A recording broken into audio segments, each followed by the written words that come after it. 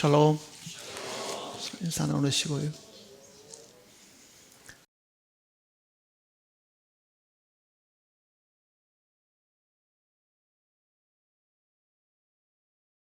아담이 하나님께서 먹지 말라고 한 선악과를 먹고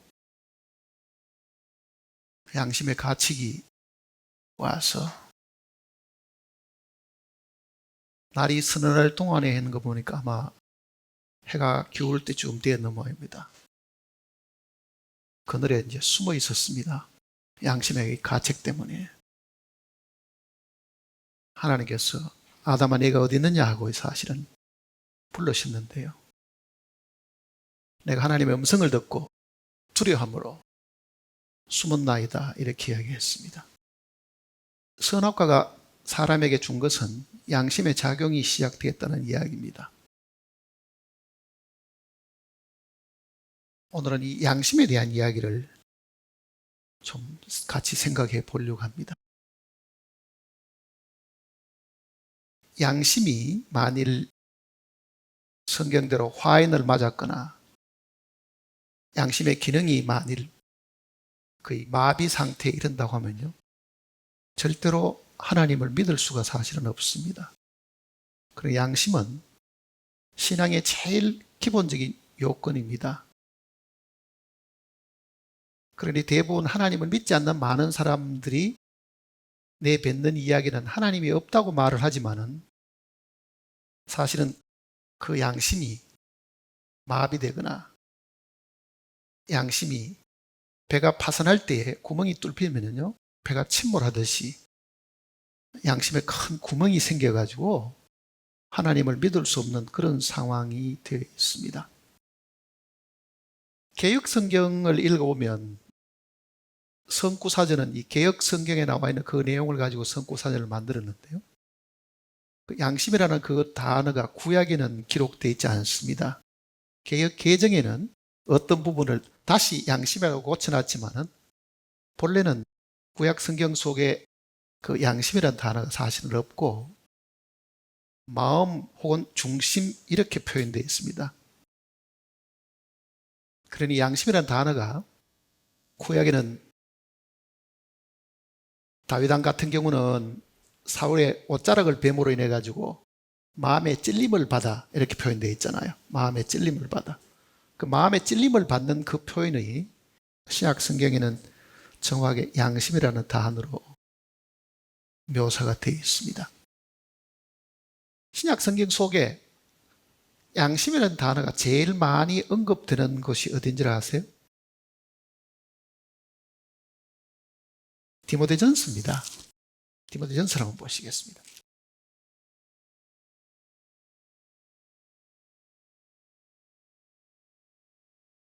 디모데전서 1장을 보시면요,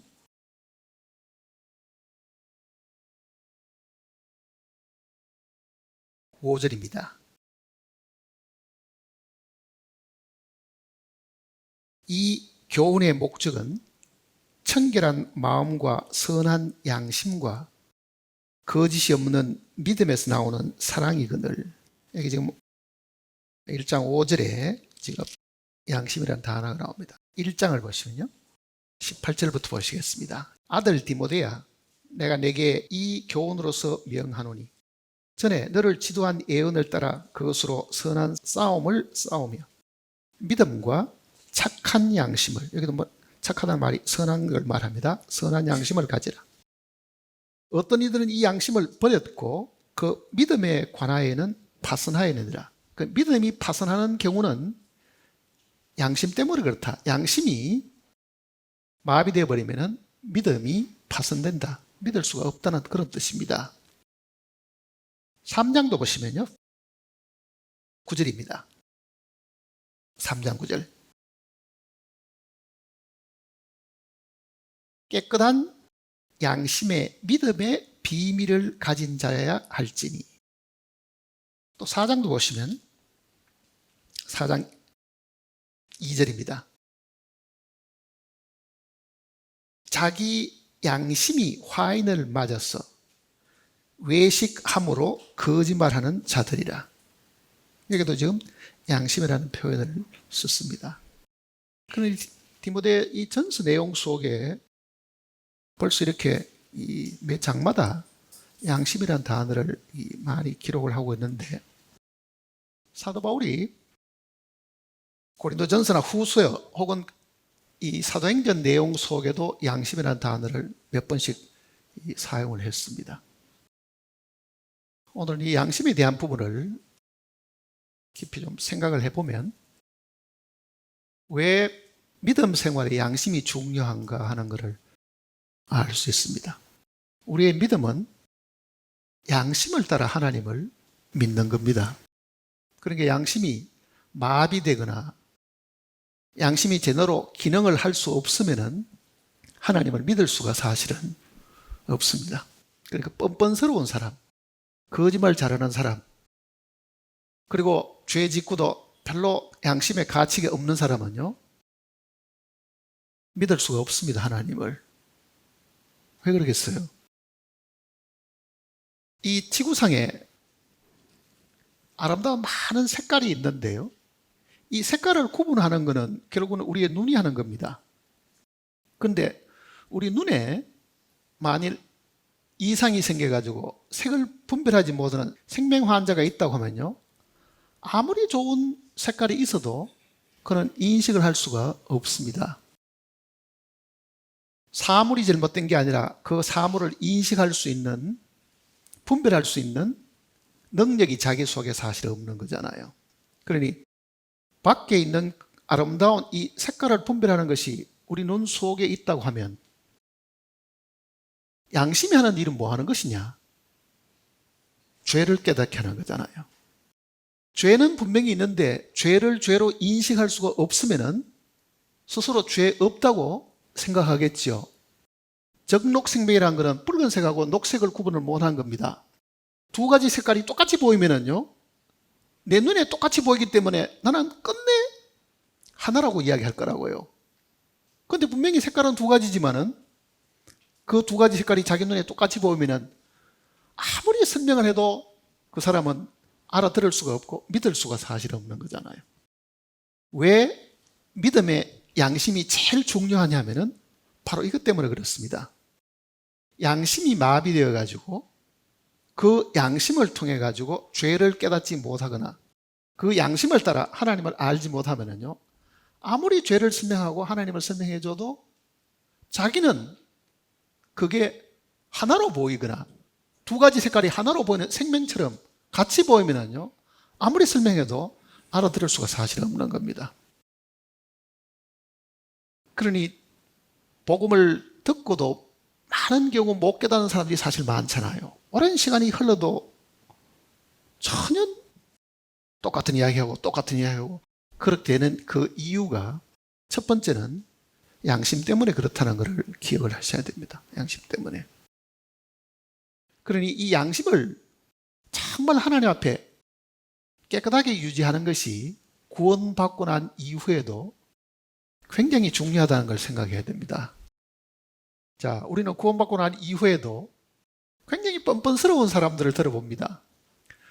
저 정도 마을 같으면 100번 사과해야 될 일들인데도 자기는 당당하고 자신감 있게 지적하고 비판하고 다 하고 상대방의 상처를 줘도요, 자기는 아무렇지도 않은 거예요. 자기는 상처받은 사람이 있어도 별로 대수롭지 않게 생각하는 사람들도 믿음을 가졌다고 하는 사람들도 사실이 있습니다.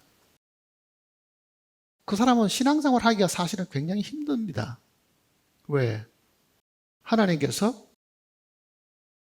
성경을 통해서 말씀하시는 부분도 있지만은요, 양심을 통해서 우리에게 말씀하시는 부분도 분명히 있습니다. 성령이 우리 영으로 더불어 우리가 하나님의 자녀인 것을 증거하시나니 그러잖아요. 성령이 우리 영으로 더불어 하는 것은 우리 양심에다가 말을 한다는 뜻입니다. 그게. 그러면 성령이 우리 양심을 통해 가지고 우리에게 말을 하는데 양심이 아무런 반응이 없고 마비되어 있다고 하면은 그 사람이 어떻게 하나님 말씀을 알아듣고 순종할 수가 사실은 있겠느냐 하는 이야기잖아요.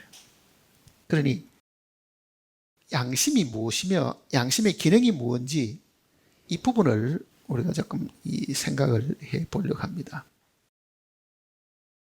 잠언을 보시면요. 20장입니다.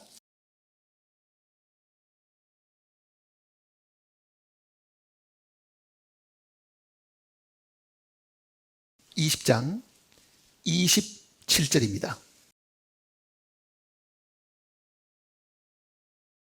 사람의 영혼은 여호와의 등불이라 사람의 깊은 속을 살펴내리라. 우리 개역개정이나 개역성경 같은 경우는 지금 조금은 아쉬운 것이 있는데요. 이 영혼 이렇게 되어 있는 이 표현들에 대한 것을 정확하게 구분을 잘 하지 않았습니다. 그러니까 처음 이 성경이 번역될 당시에 우리나라의 이 어휘가 영과 혼에 대한 개념이 분명치를 사실을 않았습니다. 그러니 영혼 이렇게 이제 표현을 해뒀는데 여기에 있는 요 영혼은요 혼이 아니고 영입니다. 그러니까 사람의 영은 여호와의 등불이라 사람의 깊은 속을 살펴내라. 사람의 영은 여호와의 등불이라 사람의 깊은 속을 살펴내라. 자, 우리는 그동안 자주 들었던 이 말씀을 한번 기억을 해보면요. 하나님이 사람을 만드실 때에 흙으로 사람을 지으시고 생기를 그 코에 불어 넣으시니 사람이 생명이 된지라 그랬습니다. 그러니까 흙을 가지고 사람을 먼저 빚으시고 하나님이 숨을 불어 넣으신 거잖아요. 부활 이후에도 예수님께서 숨을 내쉬며 가라사대 성령을 받아라 이렇게 말씀하시잖아요. 그러니까 부활하신 이후에도 제자들에게 예수님께서 숨을 내쉬면서 성령을 받으라 이렇게 말씀하신 그 내용하고 아담에게 하나님께서 그 코에 생기를 불어넣은 그 모습은요 같은 내용을 두고 하는 이야기입니다. 부활하신 이후에 불어넣으신 그 생명은요 부활의 생명을 불어넣어주는 걸 이야기하는 거거든요. 부활의 생명을 처음 지음받은 사람에게는 흙집 속에 하나님이 생명을 불어넣어 주시는 거잖아요. 그러니까 불어넣어 주신 그 생기는 창조된 것이 아닙니다. 그거는 하나님께로부터 나온 거잖아요. 몸을 지은 거는 하나님이 만드는 거지만은 불어넣은 거는 창조로 인한 것이 아니고 하나님께로부터 나온 것이죠. 그러니 하나님께로부터 나온 부분이 뭐냐? 사람 속에. 그게 우리 속에 있는 영입니다. 그리고 그 영이 지금 여기에 뭐라고 말을 하냐면요.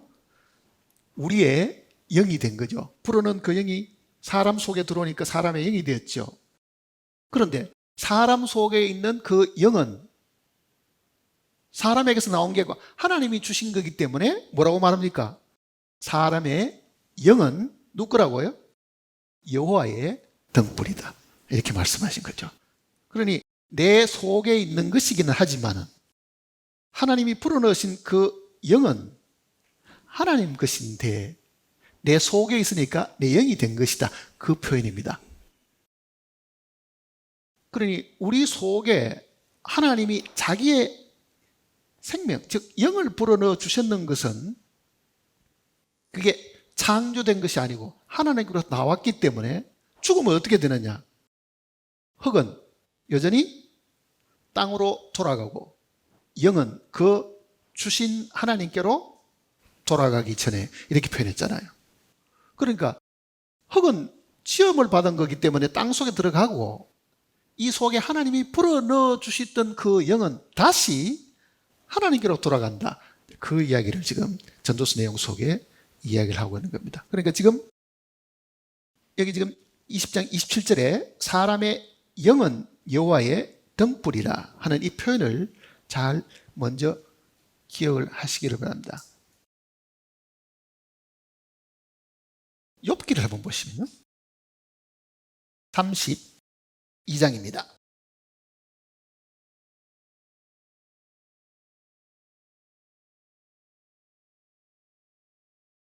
8절을 보시겠습니다. 8절. 그러나 사람 속에는 영이 있고 전능자의 숨결이 사람에게 깨달음을 주시나니. 자, 하나님께서 불어넣으신 우리 속에 뭐가 있다는 이야기입니까? 영이 있고 그 얘기잖아요. 사람 속에는 하나님이 우리에게 주신 그 영이 있고 전능자의 숨결이, 전능자의 숨결, 숨이 뭡니까? 하나님의 생기를 불어 넣으시니 그러잖아요. 그게 생명의 숨. 그러니까 생기라는 말은 breath of life거든요. 생명의 숨을 말하는 겁니다. 그러니까 생명의 숨을 불어넣었더니 하는 그 숨결입니다. 그러니까 전능자의 숨결이 사람에게 뭐를 주신다고요? 깨달음을 주신다. 자, 그러면 이렇게 생각을 하면 됩니다. 사람 안에 영이 하나님께 주신 것이 있는데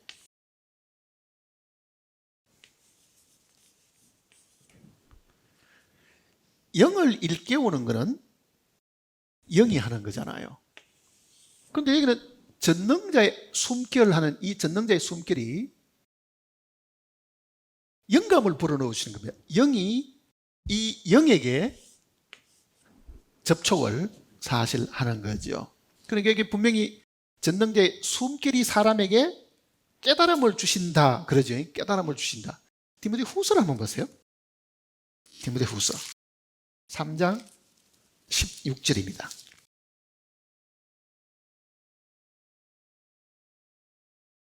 3장 16절 같이 읽어보겠습니다. 모든 성경은 하나님의 감동으로 된 것으로 교훈과 책망과 바르게 함과 의로 교육하기에 유익하니. 자, 여기 보면은 모든 성경은 하나님의 감동으로 하는 표현이죠. 이 하나님의 감동이 욥기에 읽었던 하나님의 숨결입니다. 하나님의 영감을 두고 하는 이야기입니다. 그러니까 성경 그 자체는 하나님의 숨결이고 하나님의 영이신데 그 얘기잖아요. 그러니 우리는 하나님은 영이다 그러죠. 영이다. 하나님이 영이시라는 말은 그 하나님을 인식하려고 하면은 반드시 영을 통해서만 인식이 가능하다. 그러니까 우리 속에 하나님을 알 수 있는 부분은 우리 속에는 하나님 자신이 처음 넣어주신 이 영이기 때문에 이 영과 영이신 하나님이 교통하도록끔 하나님이 만들어 주신 것이다. 그러면은 영이신 하나님이 나에게 지금 말을 하는지 안 하는지를 어떻게 했냐? 성경은 분명히 로마서 내용대로 하면요, 성령이 친히 우리 영으로 더불어 그러잖아요. 성령이 친히, 즉 하나님이 우리 영으로 더불어 그러거든요. 우리 영으로 더불어 우리가 하나님의 자녀인 것을 증거하시나니. 자, 그러면 실질적으로 내가 구원을 받지 않았다는 것을 인식하는 제일 중요한 부분은 우리의 영이 하는 일이라는 이야기입니다.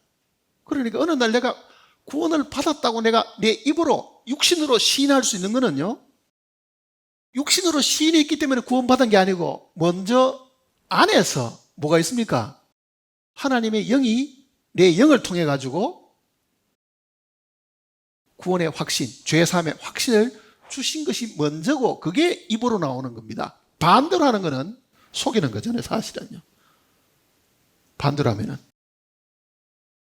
그러니까 내 속에 정말 하나님의 영이, 하나님의 이 능력과 하나님의 말씀이 나로 하여금 내가 구원받았다, 죄 사함받았다, 죄가 다 사해졌다고 하는 그 하나님의 말씀이 내 영에게 먼저 주어진다고 하면 그게 먼저 있어야 됩니다. 그 하나님의 영의 음성을 깨달을 수 있는 것이 만일 우리의 영이라고 하면은, 이 영이 잘못됐다고 하면은요, 깨달을 수도 없고 알아들을 수도 없습니다. 그러니 이 영은 디모데스 이 전서에 그 이야기하는 우리의 양심과 제일 직결되게 되어 있습니다. 그러니까 영이라는 그 말과 양심이라는 말은 다르지 않습니다. 물론 영의 기능 속에 양심이 있고 종교심도 있고 기도하는 것도 있지만은요, 바로 그 영이 하는 그 말 속에는 양심이라는 말과도 같은 이야기입니다. 양심이라는 말과도. 자, 구원받은 것을 어떻게 아느냐, 사람들이. 성경이 그렇게 말하기 때문에 내가 믿었다, 이렇게 사실 말하잖아요. 성경이 말하는 그때 정말 내 양심 속에 화답이 일어납니다. 누가 밖에서 너 그거 믿으면 돼 라고 말하지 않아도요, 정말 하나님의 말씀이 내 마음속에 그 영이 임하게 되면요, 양심이 그거를 먼저 아는 거죠. 히브리서를 보세요. 히브리서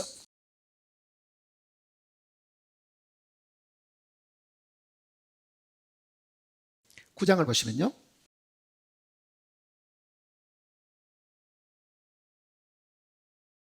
13절부터 보시겠습니다.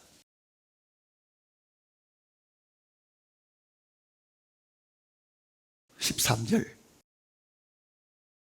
염소와 황소의 피와 및 암송아지의 죄를 부정한 자에게 뿌려 그 육체를 정결하게 하여 거룩하게 하거든. 자, 이 내용을 잘 보셔야 됩니다. 구약은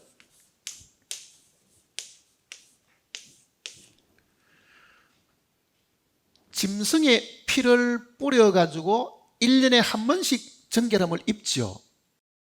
근데 이 히브리서 기자는 뭐라고 말하면, 이 구약의 제사는 육체를 깨끗하게 하는 것이다. 신약은 양심을 깨끗게 하는 겁니다. 그 말이 무슨 말이냐면요, 구약은 형식상으로 우리 육신의 죄가 없어진 것을 알려주는 것 뿐이지 실제 양심의 죄가 사해지는 것은 아닌데, 그 다음 또 중요한 이야기가 있습니다. 14절 보세요. 하물며 영원하신 성령으로 말미암아 흠없는 자기를 하나님께 드린 그리스도의 피가 어찌 너희 양심을 죽은 행실에서 깨끗하게 하고 살아계신 하나님을 섬기게 못하겠냐. 그러니 예수 그리스도의 피는 우리 양심을 깨끗게 하는 겁니다. 짐승의 피는 육체를 깨끗게 하는 형식상의 외적인 것이었다고 하면은 주님의 그 흘리신 그 보혈이, 내가 그동안 양심의 고통과 괴로움이 있었는데 그 말씀을 내가 듣고 믿는 그 순간에 내 속에서 내 양심이 뭐라고 말합니까? 이제 됐다. 이제 나도 하나님 앞에 죄의 씻음 받았다. 누가 가르쳐 주지 않아도요, 누가 제일 먼저 압니까? 자기 양심이 안다는 뜻이잖아요. 그러니 예수 그리스도의 보혈은 하나님 앞에 있는 우리의 모든 죄만 사하는 것이 아닙니다. 우리 양심에 있는 이 죄를 깨끗게 해주는 거죠. 양심이 정결케 되는 거라고요. 그러니 구약과 신약의 이 차이를 우리가 잘 기억해야 됩니다. 그러니 한번 생각해 보세요. 정말 나도 이 주님의 이 복음을 읽거나 듣거나 혹은 자기가 열심히 기도하는 중에라도 정말 하나님께서 내 양심을 통해 가지고 내가 정결케 되었음을 성령이 우리 영으로 더불어 우리가 하나님의 자녀인 것을 증거하시나니 하듯이 내가 하나님 앞에 그 양심이 정결케 되었느냐, 그 얘기죠. 양심이 정결케 했냐. 이 양심이 정결케 되지 않으면요, 항상 덜 찝찝합니다. 이게 뭐 죄가 없어졌다 그러니 없어졌는지 뭐 그런 일이, 아이고 뭐 믿으면 된다 그래서 내가 안 믿어지면 억지로 내가 붙들고 믿어야지, 그거보다 더 힘든 일이 어디 있어요. 의식이 있을 때는 붙들고 있겠지만 잠잘 때는 어떻게 하겠어 그러면요. 그러니 죄는, 모든 죄들은요, 자기 안에 있는 것이 아닙니다. 어디 있습니까? 범죄라는 거는요, 죄를 범하면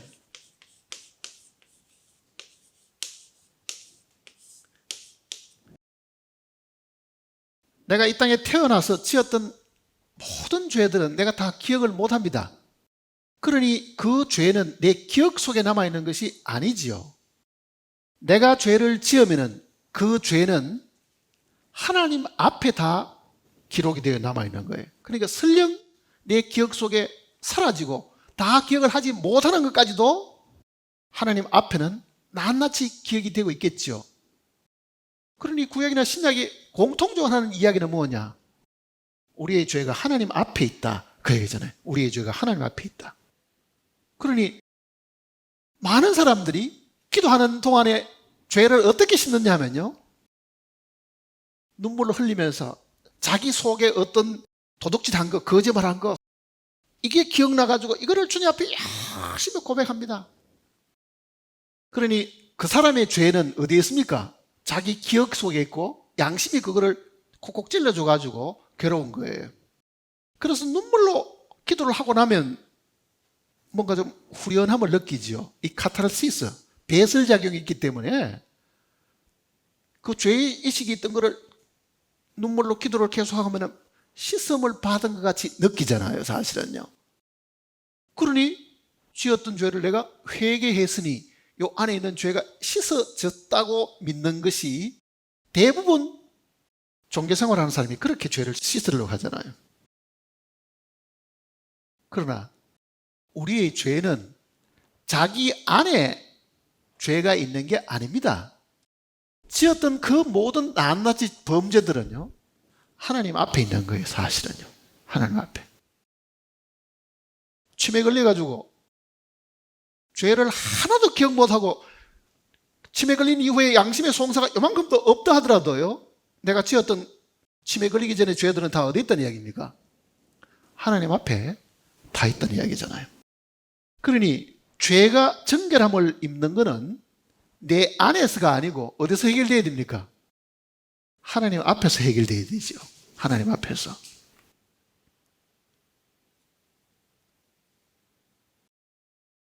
그 하나님 앞에 있는 죄들이,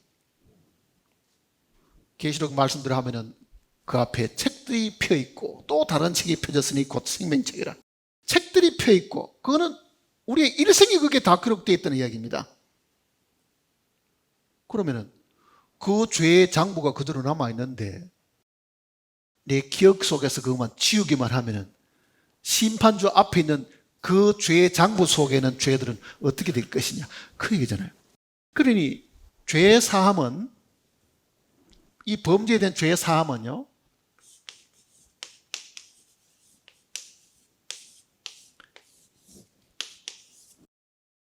첫째는 하나님 앞에서 사함을 받는 겁니다. 하나님 앞에서. 하나님 앞에서 사함을 받아야 되니까 한번 보세요. 내가 지금 죄를 지었는데 그 죄에 대한 낱낱이 모든 내용들이 하나님 앞에 죄의 장부 속에 다 기록되어 있다고 하면은 누가 그거를 그 하늘 꼭대기에 올라가가지고 하나님 계시는 보좌 앞에는 그 죄를 누가 그거를 사해 줄 수 있느냐, 그 얘기잖아요. 그러니까 구약은 이 내용을 어떻게 가르치셨냐면요, 예수 그리스도께서 오시면은 그 피 흘림으로 인해 가지고 하늘 앞에 있는 죄가 사함을 받을 것인데 그 예표로 짐승을 잡아가지고 보여주면서 네가 지금 육체적으로 이제는 깨끗해졌으니 이렇게 가르쳐 주는 거잖아요. 그러나 그때도 그 죄가 사실은 하나님 앞에 사해지는 것을 사람들 앞에서 지금 보여주는 모습으로 기록이 되어 있는 거잖아요. 레위기 16장을 보세요. 레위기 16장.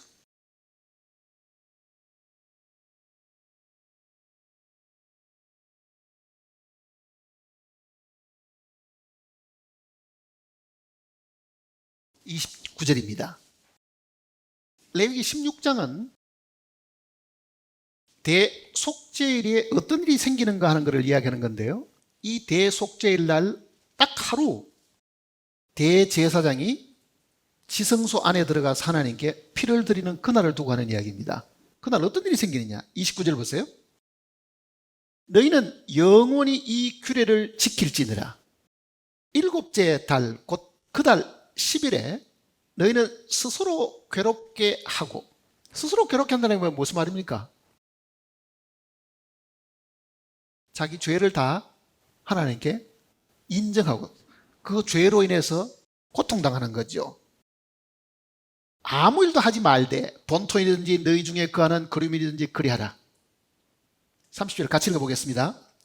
이 날에 너희를 위하여 속죄하여 너희를 정결케 하리니 너희 모든 죄에서 너희가 여호와 앞에 정결을. 어디서 깨끗해진다고요? 하나님 앞에서 깨끗해지는 것이다. 그 얘기잖아요. 그러니 내 안에 죄가 있음을 알고 이거를 눈물을 팽팽 흘려봐야 그거는 하나님 앞에 그 죄가 만일 그대로 있다고 하면요, 내가 이걸 눈물로 씻었다 하더라도 마음에 확신이 사실은 없는 거잖아요, 사실은. 그러니 죄 용서와 죄 사함 받는 것은 내 안에서 사함 받는 게 아니고 어디서 사함 받는 겁니까? 첫째는 하나님 앞에서 사함을 받아야 된다. 그 내용을 이야기하는 겁니다. 자, 그럼 한번 보세요. 내가 지었던 이 모든 죄들이 대제사장이 이 속죄일 날 이 짐승의 피를 가지고 지성소 안에 들어가죠. 이 지성소 안에. 지성소 안에 가면 이제 이 법궤가 있습니다. 이 법궤에 뚜껑이 또 있죠. 뚜껑이. 그러니까 그룹들이 이렇게 마주보고 이렇게 앞에 위에 7번씩 피를 뿌립니다. 잘 보세요. 요 안에 뭐 들었어요? 돌판을 들었지. 법궤입니다. 돌판은 살인하지 말라, 간음하지 말라, 도둑질하지 말라 하는 이 하나님이 우리에 대해서 정죄하시는 내용이잖아요. 너는 거짓말쟁이고 너는 도둑놈이고 너는 가늠죄를 지었다고 하는 이 정죄하는 그 내용인데, 뚜껑만 열면은, 이 위에 만일 뚜껑이 없으면은 어떤 일이 생기겠어요?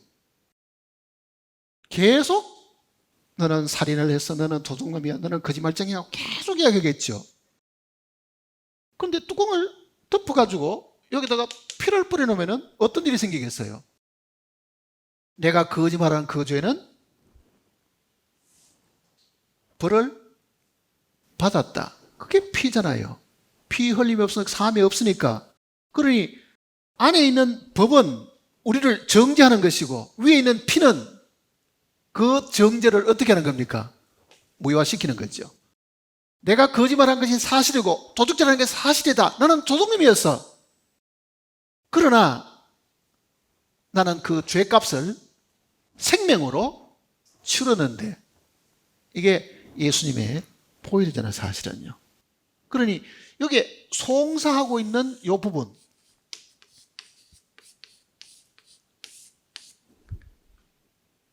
이게 우리 양심입니다, 사실은요. 우리 양심이잖아요. 자, 내 양심이 율법이 하는 것처럼요, 야, 너 옛날에 거짓말하고 도둑질하고 뭐 온갖 짓을 다 했잖아. 그러니 양심이 그 이야기를 하면은 그게 숨겨진 비밀인데, 이게 무덤까지 가져가야 될 그 비밀인데 양심을 속일 수는 없잖아요. 사람 앞에 가서는 잡아떼고 안 그런 척하고 거짓말 할 수도 있지만은 자기 양심 앞에는 어떤 사람도 잡아뗄 수가 없는 거예요. 그러니 양심이 이 율법이 하는 그 일을 똑같이 하고 있죠, 지금요. 똑같이 하고 있잖아요. 그러면은 그 양심을 잠재울 수 있는 방법이 뭐냐? 그게 보혈이잖아요, 사실은요. 이 피거든요. 피. 그럼 보세요. 우리는 예수 그리스도께서 대제사장으로 이 땅에 오셔가지고 염소와 송아지의 피를 들고 간 게 아니라 자기 피를 가지고 어디까지 갔습니까? 하늘 성소에 가셨지요. 하늘 성소에 뭐가 있습니까? 법궤가 있습니다. 언약궤가 있다고 계시록도 그 이야기잖아요. 자, 하늘에 하나님의 성전이 있고 거기에 하나님의 보좌가 있고 거기에 언약궤가 그대로 있는 거예요, 사실은요. 그러니 예수님께서 자기 피를 가지고 어디로 올라가셨겠어요? 하늘 성소에 올라가셔서 그 하늘 성소에는 이 언약궤 위에다가 자기 피를 뿌렸죠. 이거를 우리가 한번 생각해 보세요. 대제사장이 피를 들고 들어가서 1년에 한 번 피를 뿌리는데 그 피를 뿌린 것이 지성소 아니잖아요, 사실은요. 밖에 사람은 볼 수 있습니까, 없습니까? 못 봅니다. 이스라엘 백성들은 다 밖에 서 있고 대제사장 혼자서 딱 1년에 한 번밖에는 못 들어가는데 그 지성소로 휘장을 열고 들어가서 피를 뿌릴 때에 모든 사람이 지켜보는 가운데 피를 뿌리면요, 모두가 다 이제 됐다 뭐 이렇게 이야기하겠죠. 그런데 설령 그거를 본다 하더라도요, 다 보고 피를 뿌리는데 하나님이 침묵하면 어떻게 되겠어요? 피는 뿌렸는데 하나님이 아무 말도 하고 가만히 있으면 어떻게 되겠어요? 자, 잘 보세요. 지성소 안에 들어가서 대제사장이 피를 뿌리는데 그 피가 이 율법의 모든 송사를 다 잠재우고 이제는 그 죄에 대한 대가가 지불되었으니 내가 내 앞에 있는 이 죄로 가지고 너를 심판하지 않겠다고 하는 하나님의 뭐가 있어야 되겠어요? 답이 있어야 되겠죠, 사실은요. 피는 뿌리 났는데 대제사장이 기억 나왔다. 그게 뭐를 의미하겠어요? 그게 예수님의 부활이라는 이야기를 제가 드렸잖아요. 대제사장이 지성소에 들어가서 나오는 거는요, 주님이 하늘 성소에 들어가셨다가 다시 부활해서 무덤에서 나오는 모습입니다. 그러니 예수 그리스도의 보혈은 우리의 죄를 사하시는 일이고 그 죄가 사해졌다는 것은 밖에 있는 사람이 어떻게 하느냐? 예수님이 부활하신 걸 보고 하는 거죠. 자, 그러면 보세요. 내 양심이 언제 확신을 얻겠어요? 밖에 있는 사람이 내 죄가 사해졌다는 걸 언제 알겠어요? 대제사장이 살아나올 때거든요. 그러니 오늘 내 양심 속에 죄가 사함을 받았다고 말하는 것은 두 번째는 하나님 앞에 죄가 피를 뿌리듯 사해졌지만은요, 그 죄가 정말 내 죄가 사함을 받았다고 하는 것은 내 양심을 통해 가지고도 이걸 알게 되는데 그거는 주님의 부활 때문에 가능하다는 이야기입니다. 부활 때문에. 그러니 부활은 비밀에 된 것이 아닙니다. 믿는 모든 사람이 그걸 바라보고 제자들도 그걸 목격을 했습니다. 한번 보세요. 내가 죄 사함 받았다는 것을 내가 하늘 성전에 올라가 피 뿌린 것을 내 눈으로 봐야 그게 가능하냐고요. 피는 나를 위한 것이 아닙니다. 누구를 위한 겁니까? 하나님을 위한 겁니다. 피 흘림이 없은 즉 사함이 없다고 말씀하신 분은 하나님 자신이지. 그리고 그 피의 가치를 아는 분도 하나님이지. 그 죽은 피를 생명으로 알고 그거를 우리의 죄의 대가로 해결하신 분은 하나님 자신이지. 우리가 그 피를 평가해가지고 죄를 없애는 게 우리가 하는 일은 아니잖아요. 그러면 하나님이 예수 그리스도의 보혈을 보고 그 보혈이 모든 죄를 씻기에 합당하다고 하나님이 우리에게 확신 주신 것은 뭐냐? 부활이라는 얘기잖아요. 부활이라는 것. 그러면 한번 보세요. 대제사장이 하나님의 피를 뿌려서 그날 다 정결게 되는데 내 양심에서 죄 사함 받았다는 걸 알게 되는 건 언제겠어요? 이 사실을 듣고 주님이 살아나셨다고 하는 그 사실을 받아들이는 거예요. 그러니까 우리가 예수 그리스도를 믿는 것은요, 부활하신 주님을 믿는 겁니다. 아기 예수를 믿는 것도 아닙니다. 십자가에 달리신 주님도 아니고요, 불에 굽혀서 죽으시고 부활하신 주님을 우리가 믿을 수 있도록 성경이 이야기하는 거예요. 그의 살아나심으로 말미암아 믿을 만한 증거를 우리에게 주셨다 그러잖아요. 믿을 만한 증거. 그러니까 양심이 정결게 되는 것은 주님의 부활입니다. 근데 그 주님의 부활을 2000년 전에 있었기 때문에 사실 우리는 모르잖아요. 그 부활을 하나님의 이 거룩하신 말씀 속에 우리에게 주셔가지고 지금도 성령이 이 말씀을 우리에게 가르쳐 주시는 거거든요. 뭐로 그렇게 줍니까? 믿을 만한 증거로 주신 거잖아요. 믿을 만한 증거로. 사도행전 17장을 보세요.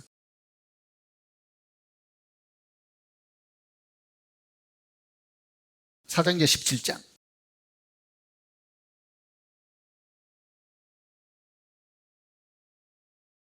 30절입니다. 30절. 알지 못하던 시대에는 하나님이 간과하셨거니와 이제는 어디든지 사람에게 다 명하사 회개하셨으니 31절 같이 읽어보겠습니다. 이는 정하신 사람으로 하여금 천하를 공의로 심판할 날을 작정하시고 이에 그를 죽은 자 가운데서 다시 살리신 것으로 모든 사람에게 믿을 만한 증거를 주셨습니다. 자, 다시 살리신 것을 우리에게 뭐로 주셨다고요? 믿을 증거로 주신 것이다. 그 이야기입니다. 그러니 우리가 믿어야 될 것은 주님의 죽음을 믿는 게 아니고 주님의 부활을 믿어라. 그 이야기잖아요. 부활을 믿어라.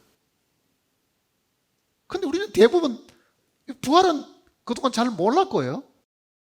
주님이 내 대신 죽으신 것을 내가 믿습니다. 그렇게 간증을 많이 했습니다. 주님의 죽으심은 우리의 죄를 사하는 하나님의 방법이긴 해도요, 우리가 믿을 수 있고 확신할 수 있는 근거는 죽음에 있지 않고 부활에 있습니다. 사실은요. 부활에. 로마서 10장을 보시면요,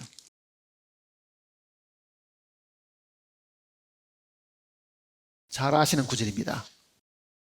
9절. 10장 9절입니다. 같이 읽어보겠습니다.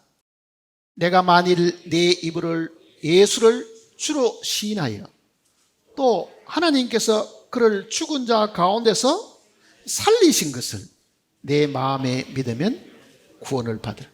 살리신 것을 믿으라 그러잖아요. 부활을 믿으라 그러잖아요. 부활을 믿으라. 네가 부활을 믿으면 네가 구원을 받게 된다. 자, 그럼 보세요. 양심이 어떻게 반응하는 걸 보세요. 양심이. 성령이 친히 우리 영으로 더불어 그러잖아요. 성령이 친히 우리 영으로 더불어. 자, 하나님의 말씀은 하나님의 영입니다. 성령으로 기록한 거잖아요. 자, 이 성령이, 이 하나님의 성령이 내 영에게 그 얘기입니다. 내 영에게, 내 양심에게 그 얘기입니다. 쉽게 말하면 뭐라고 이야기합니까? 주님이 죽으시고 부활하셨다. 네가 이것을 믿느냐? 그가 드린 그 보혈은 하나님 앞에 드려서 하나님 앞에서 그 죄가 해결되었는데, 하나님 앞에 죄가 해결된 이 사실을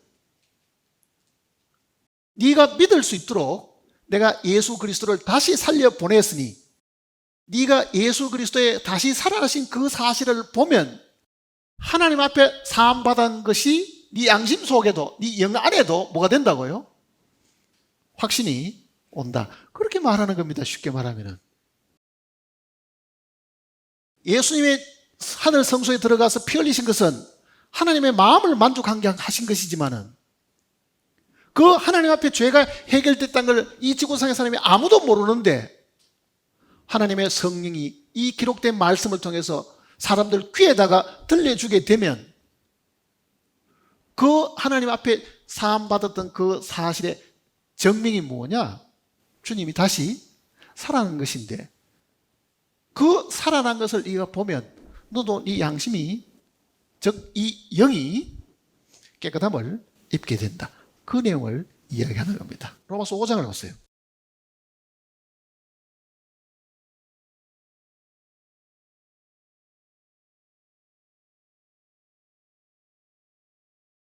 (1절입니다) 그러므로 우리가 믿음으로 의롭다 하심을 받았으니 우리 주 예수 그리스도로 말미암아 화평을 누리자. 자, 이 말이 있으려고 하면은 우리가 믿음으로 하나님 앞에 죄 사함 받았다, 의롭다함을 받았다고 하는 이 확신이 있으려고 하면요, 그 앞에 구절을 반드시 기억을 해야 됩니다. 그러니까 이 장과 절을 나누는 것은 거의 한 15세기쯤 와서 이게 나누어진 겁니다, 결국은. 그러니까 이전에는 장과 절이 나누어져 있지를 않은 성경을 다 보고 있은 거죠. 그게 무슨 말이냐면은 지금은 장과 절이 있어가지고 우리가 읽고 뭐 문단 나누고 이렇게 가능한데 장과 절이 나누기 전에 같으면은 이게 문단을 어떻게 나누냐면요, 대부분 이렇게 동그라미가 이렇게 작은 동그라미 있죠. 작은 동그라미. 그 작은 동그라미가 다음 동그라미까지가 하나의 내용입니다. 근데 그게 어떤 데는 굉장히 길 때도 있죠. 짧을 때도 있지만은. 그러니까 지금 성경 읽는 사람들은요,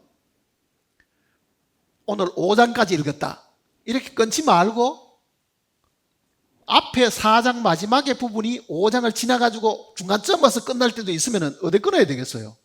그 다음 동그라미에 가서 멈춰야 됩니다. 그러니까 사실은 이 5장의 이야기는 앞에 있는 이야기의 연결입니다. 앞에 있는 이야기. 그래서 4장을 마지막에 보셔야 됩니다. 4장, 로마 4장입니다. 25절 보세요. 예수는 우리가 범죄한 것 때문에 내 주민이 되고, 즉 십자가에 달려 죽으시게 되고, 그 말이죠. 우리의 범죄한 것 때문에. 또한 우리를 의롭다 하시기 위하여 살아나셨느니라.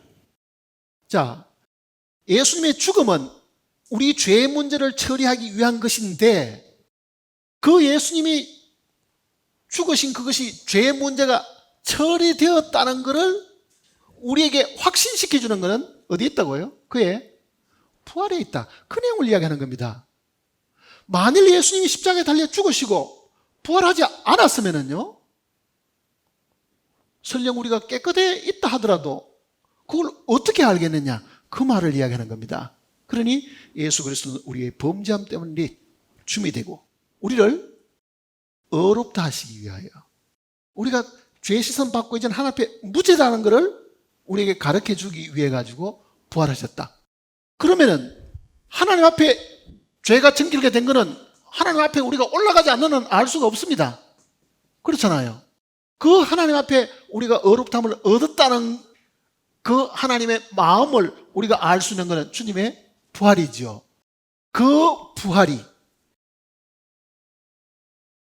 온 세상 사람들에게 하나님 앞에 있는 우리의 모든 죄가 해결되었다는 것을 우리에게 가르쳐 주면 우리는 그때 우리 양심이 어떻게 되는 겁니까? 이제 됐다. 나도 이제 죄사함을 받았구나. 나도 하나님 앞에 의롭다함을 얻었구나. 그렇게 되죠.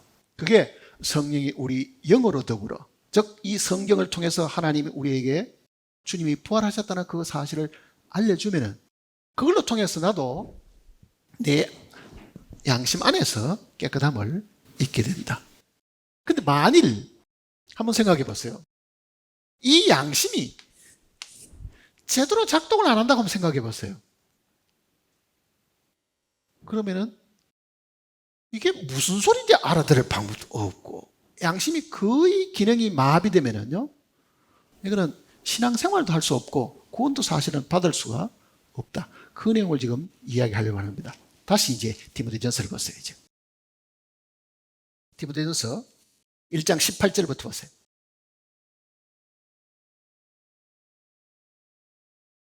18절 아들 디모데야 내가 내게 이 교훈으로서 명하노니 전에 너를 지도한 예언을 따라 그것으로 선한 싸움을 싸우며 믿음과 착한 양심을 가지라. 어떤 이들은 이 양심을 버렸고 그 믿음에 관하여는 파선하였느니라. 양심을 버리게 되면 파선한다. 배가 있는데 배에 구멍이 뚫히면 배가 침몰합니다. 양심이 마비되어 버리면 양심이 기능을 발휘 못하게 되면 믿음의 배가 어떻게 된다고요? 파손하고 만다. 신앙생활 할 수가 없다는 이야기입니다. 절대로. 그러니 구원받기 전에도 우리 양심이 굉장히 중요하지만요. 구원받고 난 이후에도 정말 선한 양심을 가져야 됩니다. 양심을 무디게 하는 어떤 일들도 우리가 굉장히 예의주시해가지고 그걸 멀리 해야 됩니다.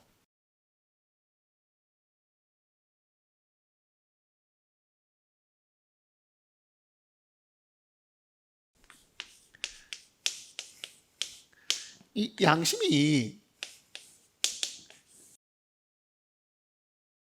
물론 우리 성경에도 선한 양심 혹은 착한 양심 하니까 이것도 지금 옳을 양자니까요. 옳은 마음 뭐 이런 뜻이겠죠. 옳은 마음. 근데 엄밀하게는 그 양심이란 단어가 옳은 마음이다 이렇게 이제 번역을 하긴 했지만 우리말에는요. 특별히 다른 말이 없어 아마 이렇게 될 겁니다. 영어로는 이 단어가 이렇게 씁니다.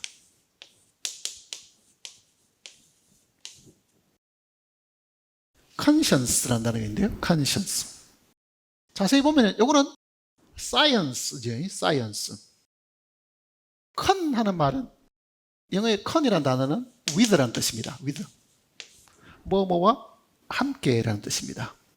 science라는 말은 지식을 주관하는 얘기잖아요. 지식. 그러니 양심이라는 것은 무엇과 함께 아는 것 그런 뜻입니다. 우리말 선한 마음, 착한 마음 이런 의미가 아니고 무엇과 함께 아는 것. 그럼 이게 정확히 무엇을 두고 하는 이야기냐? 양심은 하나님께서 우리에게 주신 것인데 이 하나님의 절대적인 말씀의 기준과 함께 알아가는 지식을 두고 하는 이야기입니다. 그러니까 뭐와 함께 아는 것이냐? 절대적인 가치 기준. 절대적이라는 것은 하나님에게밖에 없는 거잖아요. 하나님이 하라는 것은요 선한 겁니다. 하나님이 하지 말라는 것은 악한 겁니다. 살인하지 말라. 그건 죄라는 이야기잖아요. 그러니 하나님이 명하시는 그 명령과 그 지식과 함께 알아가는 것, 그 이야기입니다.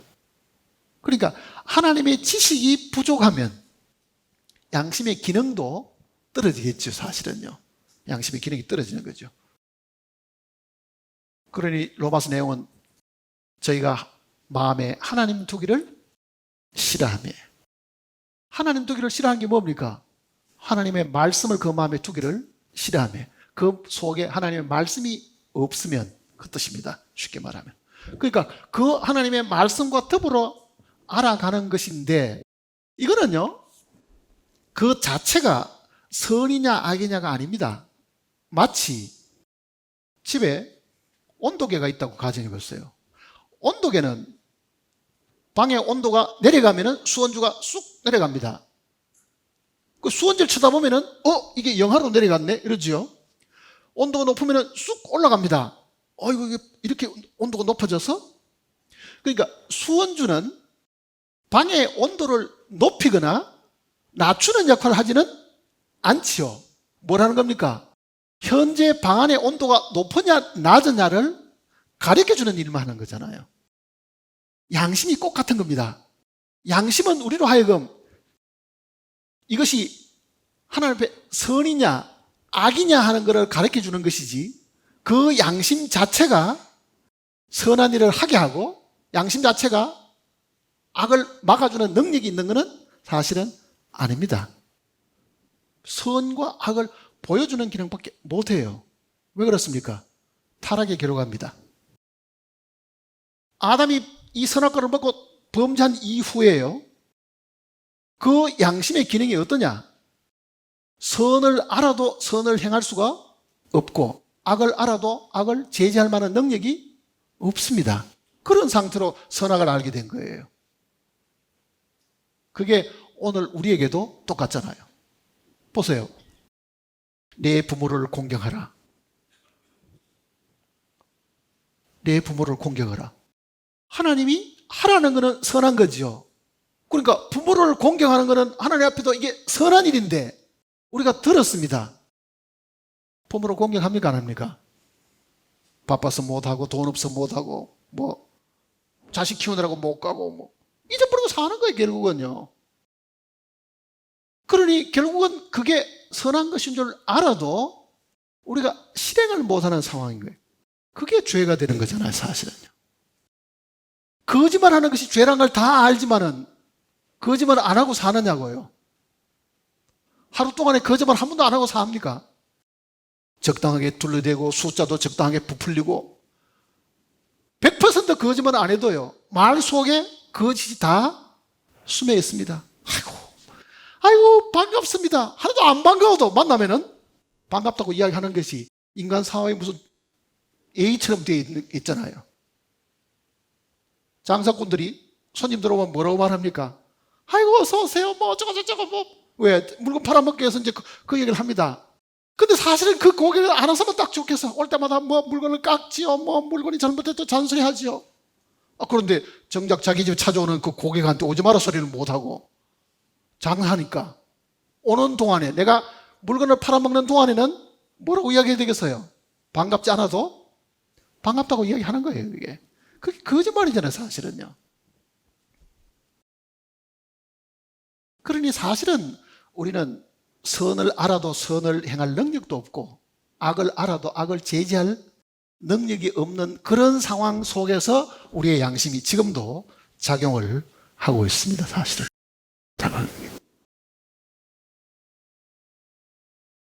근데 이 양심이 제대로 작용을 못할 때가 더 많습니다. 어떤 사람은 이렇게 말하잖아요. 아니 어떻게 저걸 저렇게 담대하게 하지? 저 사람 얼굴에다가 철판을 깔은 모양이야 그런다고요. 자기는 이게 떨려서 못하겠는데 어떻게 저 사람이 저렇게 용기를 내가 뭐 그러면 내 양심하고 저 사람 양심하고 가슴이가 틀립니까? 다르죠. 그러니까 양심이 사람마다 조금씩 차이가 있습니다. 양심을 내용면에서 보면요 모든 사람의 양심은 다 똑같은 겁니다. 이게 하나의 재질로 한 재질로 만들었다 하면 모든 게 다 똑같은데 실제로는 활동하는 걸 보면요 양심은 사람마다 다릅니다. 어떤 사람의 양심은 굉장히 예민하죠. 어떤 사람의 양심은 굉장히 무뎌져 있죠. 어떤 사람은 거짓말을 반복도 해도 양심에 가책도 없습니다. 어떤 사람은 거짓말을 한 가지만 해도 덜덜덜덜 떨립니다. 그러니 양심이라는 그 내용은 다 똑같지만은요 그 양심이 활동하는 거는요 사람마다 다릅니다. 왜 활동에 차이가 생깁니까? 마비가 돼서 그런 거잖아요. 그걸 성경에는 양심이 화인을 맞았다 그러잖아요. 화인을 맞았다. 양심이 화인을 맞으면은 양심이 거의 마비되어 있으니까 거의 죄를 인식을 못하고 죄 짓는 것을 자기의 생활의 한 습관처럼 합니다. 동네에도 가끔은 욕쟁이 할머니들 들어있지요. 그 욕이 일상 용어입니다. 우리가 들으면 저렇게 거친 욕을 하면은 뭐 저 사람이 아무렇지도 않은데 그 욕이 자기의 언어의 습관처럼 되어 있잖아요. 그래도 그 사람은 별로 그걸 가책을 못 느낍니다. 그런데 우리가 그거를 만일 그대로 따라옮긴다 그러면요, 도저히 괴로워서도 그렇게 못하는 것도 있잖아요. 그러니까 그 사람은 그 양심이 활동하는 그 면이 다르지요. 양심이 마비되어 있다. 그 얘기입니다. 마비되어 있다. 이 양심이 마비되면은, 정말로 화인을 맞아버리면요, 하나님도 그 사람 구원 못 시킵니다. 하나님도 그 사람 구원 못 시켜요. 왜 그렇습니까?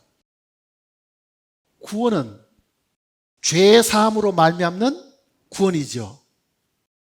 죄를 깨닫게 하는 몸의 기능이 뭡니까? 양심이 하는 거잖아요. 죄를 알아야 하나님께 돌아가고, 죄를 알아야 하나님께 용서를 구하는데, 죄를 깨닫지 못하는 사람이 하나님 앞에 찾아가서 용서해달라고 기도할 이유가 뭐 있어요? 자기 죄도 모르는데. 그러니 구원을 못 받는 많은 이유는요, 다른 데 있는 게 아닙니다. 양심이 무뎌져 있는 거예요, 사실은요. 그러니 양심 관리를 구원받고 난 이후에도 잘 해야 됩니다. 구원받고 난 이후에도. 왜? 믿음에 파산하는 경우가 생기거든요. 한때는 구원을 받았는데 그 이후에 그 사람이 사는 것이 세상 사람보다도 더 악하고, 정말 우리가 보기에 저게 정말 구원받았냐 할 정도로 사는 사람도 있다고요. 그거는 양심이 마비되고 믿음에 파손을 해버린 거예요, 사실은요. 그러면 양심을 마비시키는 게 뭐냐? 제가 전에도 몇 번을 이야기 드렸잖아요. 양심을 마비시키는 여러 가지 일들 중에 첫째가 죄를 반복적으로 짓는 겁니다. 처음 죄를 지으면, 처음 거짓말 할 때는 들들들 떨리고 두렵지요. 똑같은 거짓말을 두 번째 할 때는 그 두려움이 반으로 삭감됩니다. 한 5번쯤 하면요, 거짓말을 참말처럼 뻔뻔스럽게 이야기합니다. 그거를 이용한 것이 공산주의자들의 쇠뇌 공작입니다. 쇠뇌라는 게 뭡니까? 머릿속에 있는 걸 다 씻어 내어버리고, 뭐로 씻어냅니까? 거짓말로 진실을 다 씻어내버리고 거짓말이 사실인 것처럼 인식시키는 거예요. 그게 반복되는 죄 때문에 그렇습니다. 반복되는. 그러니까 거짓말을 입에 달고 사는 사람은요, 설령 구원받아도 절대로 신앙생활을 할 수 없습니다. 우리 주변에 거짓말하는 사람들 눈여겨봐야 됩니다. 그 사람은 절대로 신앙생활을 못합니다. 믿음이 파손해버린 거예요, 그거는. 그러니까 이 반복되는 죄들, 성경은 고범죄 그러잖아요. 고범죄. 고의로 죄를 짓는다는데 알고도 죄를 짓는 거죠, 사실 계속. 한번 생각해 보세요. 내가 지금 구원받고 난 이후에 내가 아직도 버리지 못하고 이거를 반복적으로 짓는 죄가 있는 걸 한번 보세요. 그게 거짓말이든지 도둑질을 하는 것이든지 간음을 행하는 것이든지 어떤 형태든지 이 반복되는 죄가 속에 있으면요, 이거는 나날이 양심이 마비됩니다. 나날이. 하나님의 말씀이 그 속에 직접 영에게 계시를 해줘도요, 못 깨닫습니다. 그거는요. 그러니 구원 받고 난 이후에 정말 양심을 항상 깨끗하고 선하게 유지하려고 하는 그 노력이 반드시 있어야 됩니다. 반드시 있어야 돼요.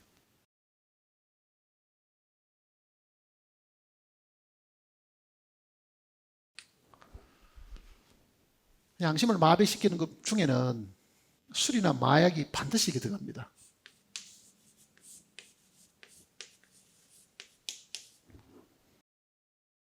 지금은 마약이 너무 온 세상에 지금 뭐 사람을 다 황폐시켜가지고 길거리에 이 좀비같이 뭐 마약에 취해가지고 미국 가보면 뭐 대도시에도 그런 사람들이 절비하게 지금 길거리에 있으니까요. 그런 사람 붙들고 성경 이야기하면 받아들이겠어? 한번 생각해 보세요. 마약 달라 그러지 하나님 말씀을 들으려고 하겠냐고요. 그러나 이전에는 술 취한 사람이 수없이 많았잖아요. 술로 마비시키는 거죠, 사실은. 양심도 마비시키고 의식도 마비시키고. 그러니 술에 찌들려 사는 사람, 마약에 찌들려 살면요 양심이 마비됩니다. 그걸 반드시 기억해야 돼요. 가끔 사람이 물어보잖아요. 술 먹는 게 죄입니까? 뭐 예수 믿는 사람은 술 먹으면 안 됩니까? 성경에 술에 대해서 금해놓은 부분들이 많이 있죠, 사실은요. 잠언을 보세요. 23장을 보시면요.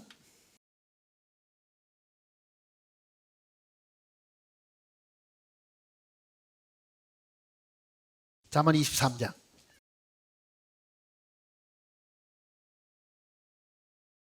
29절부터 보시겠습니다. 재앙이 뉘게 있느뇨, 근심이 뉘게 있느뇨, 분쟁이 뉘게 있느뇨, 원망이 뉘게 있느뇨, 까닭없는 상처가 뉘게 있느뇨, 붉은 눈이 뉘게 있느뇨. 술에 잠긴 자에게 있고 혼합한 술을 구하러 다니는 자에게 있느니라. 포도주는 붉고 잔에서 번쩍이며 순하게 내려가나니 너는 그것을 보지도 말지어다. 그것이 마침내 뱀같이 물 것이요 독사같이 쏠 것이며 또 내 눈에는 괴이한 것이 보일 것이요 내 마음은 구부러진 말을 할 것이며. 거짓말한다는 뜻입니다. 너는 바다 가운데 누운 자 같을 것이요 돛대 위에 누운 자 같을 것이며 내가 스스로 말하기를 사람이 나를 때려도 나는 아프지 아니하고 나를 상하게 하여도 내게 감각이 없다. 내가 언제나 깰까 다시 술을 찾겠다 하리라. 술 먹고 인생을 그렇게 보내는 사람의 그 내용을 얼마나 상세하고 있습니까? 그때도 폭탄주가 있은 모양이 그 혼합한 술까지 다 나오는 거 보니까. 그러니까 술에 취해서 살게 되면 양심은 100% 마비됩니다. 그러니 맨정신으로 이야기 못하던 것도 술 취해가지고 엉뚱한 소리 한 사람 많죠. 술 취해가지고. 부끄러움을 압니까? 체면을 압니까? 술 취하는 사람을 보세요. 그게 사람 같으냐고요. 짐승같이. 그런 사람은 신앙생활을 못한다는 뜻입니다. 이미 믿음에서 파선을 했다. 믿음에서 파선을 했다.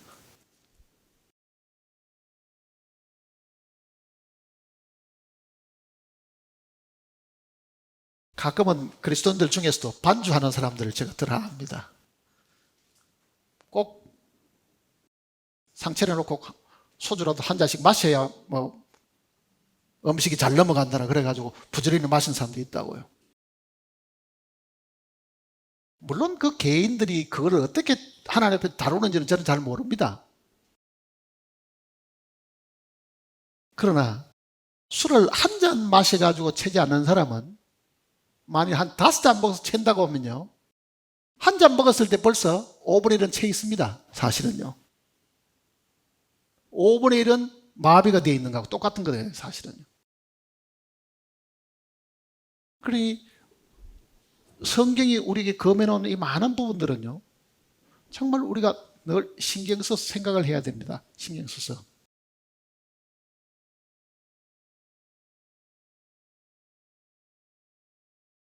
마비시키는 것 중에는요, 변명하는 것도 많이 들어있습니다. 변명. 뭐라고 이야기하면 꼭 이유를 달고 뭘 자꾸 빠져나가려고 애를 쓰는 사람 많잖아요. 그거는 자기 죄를 인정을 안 하고 꼭 내가 그 일을 했을 때는 이유가 있었다고 항상 이유를 대잖아요. 그렇게 계속 변명하기를 좋아하면 양심이 마비됩니다. 인정을 해야 돼요. 인정을.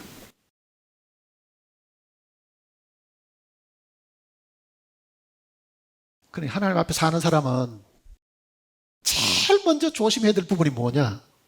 내 양심이 하나님 앞에 지금 깨끗하고 선한 양심을 가지고 있느냐. 그게 제일 중요한 겁니다. 말씀을 읽기 전에 그 부분을 항상 우리가 신경을 써야 됩니다. 말씀 읽기 전에. 마비되어 있으면 하나님이 아무리 문을 두들기고 그 귀에 대고 말을 해도, 그 양심에 대고 하나님이 말을 해도, 아니 술 취놓으면 사람이 깨워도 안 일어나는데 하나님이 깨우면 일어나겠어요?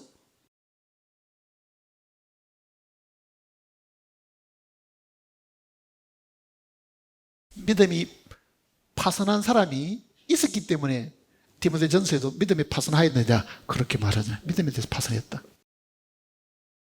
양심을 저버렸기 때문에 그런 일이 생겼다는 것을 이야기를 하고 있습니다.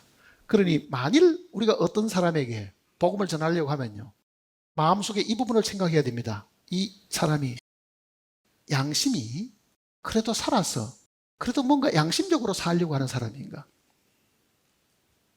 거짓말하기 좋아하고 속이기 좋아하고 얼렁뚱땅 변명하기 좋아하고 정말 그런 사람을 다루기는 너무너무 힘든 거예요.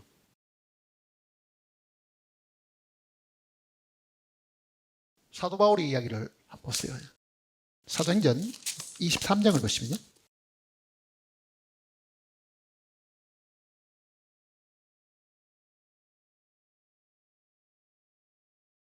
사도행전 23장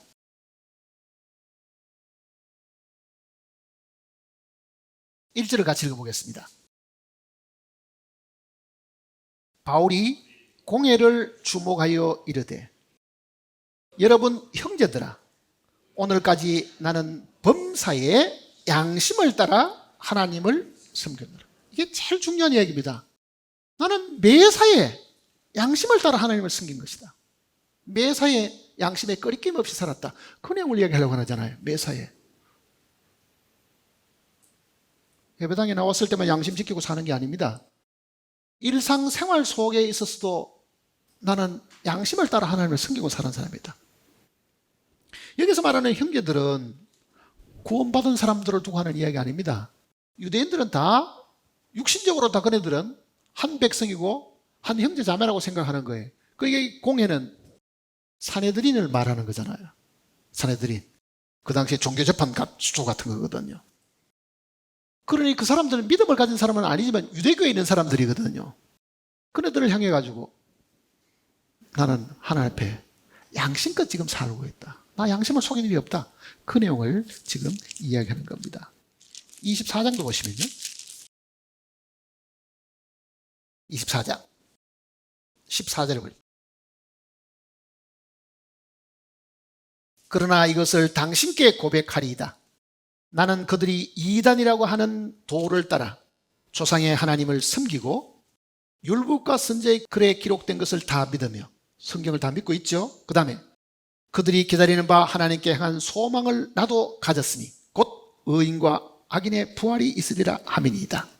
16절 같이 읽어볼까요?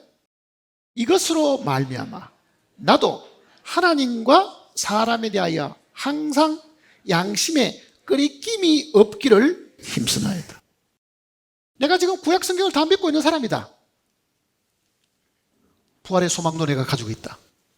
나는 하나님 앞에 그리고 사람 앞에 양심에 끄리낌이 없다. 그 이야기를 하고 있는 겁니다. 나는 하나님과 사람 앞에 양심에 끄리낌이 없다.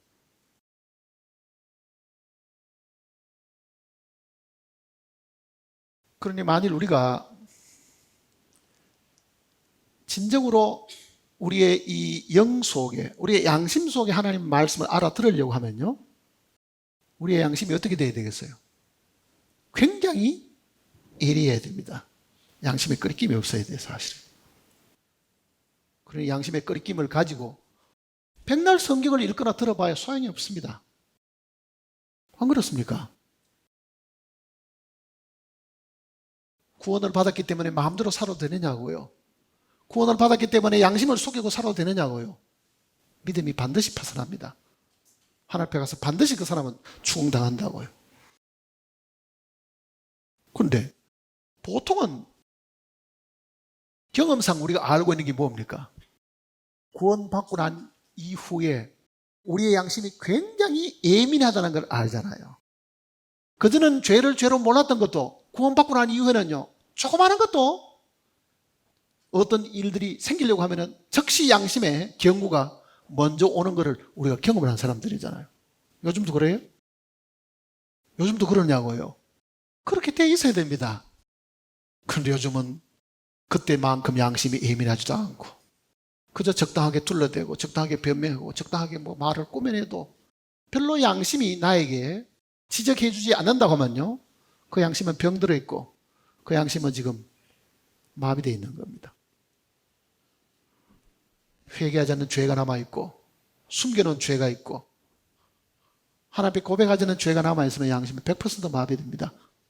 그러니 양심의 마비가 다른 걸로 오는 게 아니죠. 사실은요, 죄 때문에 오는 거예요. 죄 때문에.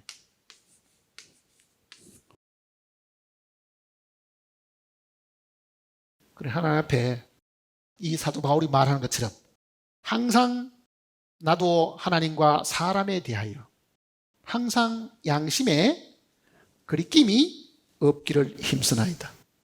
나도 유혹을 받으면 죄를 지을 수 있지만 나는 그것이 죄 가운데 빠지지 않게 해가지고 내가 힘을 쓰고 있다. 그렇게 이야기하고 있는 겁니다. 신앙생활은요, 예배당에 사는 게 아닙니다. 현장에 가서 해야 돼요. 내가 속해 있는 가정, 내가 속해 있는 사회, 직장에 사야 되는 거잖아요. 그때에 성경대로 너희는 세상에 빛이고 세상에 소금이니까 그 세상에 들어가서 그네들의 죄를 덜추어내려고 하면 빛이 하는 일이 바로 죄를 덜추어내는 거잖아요. 내가 하나님의 빛을 그대로 받아서 반사할 만큼 깨끗지 않으면 빛의 역할도 할 수가 없습니다. 내가 더러우면 내가 부패해 있는데 어떻게 그 속에서 썩지 않도록 방부제 역할을, 소금 역할을 할 수 있겠어요, 그게. 그러니 빛과 소금이 되려고 해도 나는 양심이 하나님 앞에 투명해야 됩니다. 우리는 이 계시록을 읽어보면 새 예루살렘 성에 대한 그 모습들 있잖아요. 도로가 있는데 황금길이 있고 뭐 있어요? 그 황금이 다 투명한 겁니다. 투명한 금이 어디 있어요? 금이 무슨 투명하냐고요? 그 말은 무슨 뜻이겠어요, 그게? 거기는 숨겨놓은 것이 아무것도 없고 모든 것이 다 드러나고 깨끗한 그대로 보여지는 곳입니다. 자, 우리가 장차 들어갈 하나님의 나라가 그렇다고 하면요, 우리의 마음이 지금은 어떠해야 되겠냐고요. 지금은 투명하고 맑고 그렇게 되어야 됩니다. 투명하고 맑고. 그거를 유지할 수 있도록 늘 하나님 앞에 기도해야 됩니다. 왜 기도를 해야 되겠어요? 그런 부분을 하나님 앞에 자백하고 그런 숨겨진 죄를 하나님 앞에 드러내놓고 정말 깨끗한 양심을 가져도록 항상 우리가 늘 신경을 쓰고 살아야 됩니다. 기도하십시다.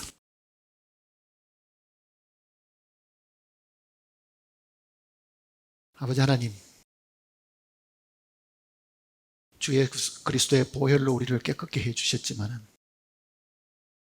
죄 많고 먼지 많은 이 세상을 저희들이 걸어가는 동안에 우리의 발이 더럽고 우리의 생각이 더러워지고 우리의 마음까지도 더러워짐을 솔직히 시인을 합니다.